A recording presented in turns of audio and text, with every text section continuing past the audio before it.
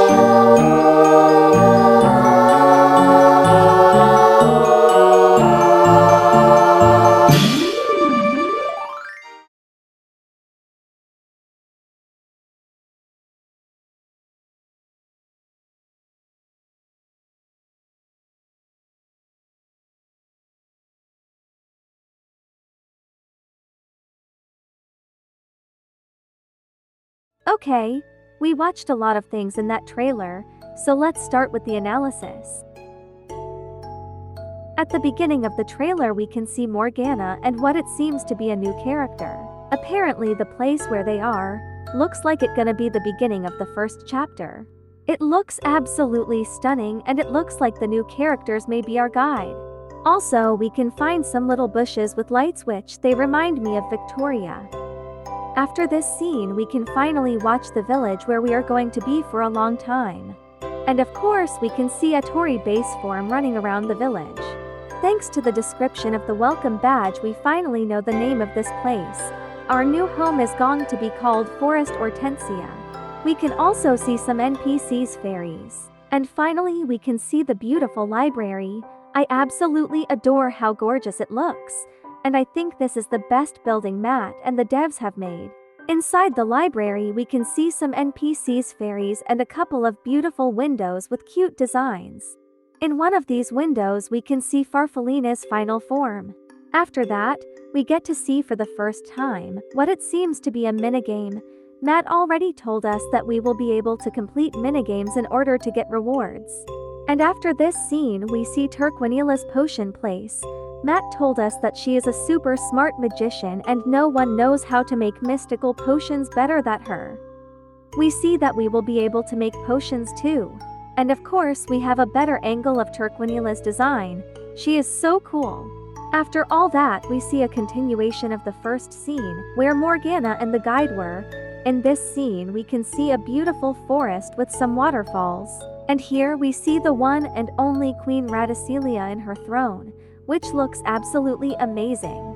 I wonder if she is the one that will activate the chapters in this game the same way Faragonda did in Tifgi. Then we see a mirror which was showed to us before. Apparently here, we will be able to choose what character we want to level up or get their final forms. After a quick shot of a trial, we see Etor's final transformation, Ardentia's final transformation, and Victoria's final transformation, which looks so good. Matt said that Ardentia will be one of the hardest character to get, so get ready for all the headaches we are going to have. And finally we have the official announcement, the dates of the early access release and the free access release. So, now you know guys, see you on September 1st. The release of TMG is closer and closer every day, and I'm so excited to play with you guys. Matt has been showing us a lot of reveals these days, so if you want to see them go check them out in my community section. So yeah, that would be all for today's video. If you want to support me and help me to keep doing videos like these, please subscribe and leave a like. I am Neth and I will see you in the next video. Bye bye.